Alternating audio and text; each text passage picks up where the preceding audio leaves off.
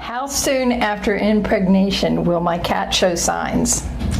So, and I think this is another question, but cat pregnancy is usually about 2 months. And so once they become pregnant, after their heat cycle, if they do become pregnant, usually, unless you see those subtle signs, they'll start showing their pregnancy in the last few weeks. So, 6 to 7 weeks from when their heat cycle was, you would start to see the belly growing.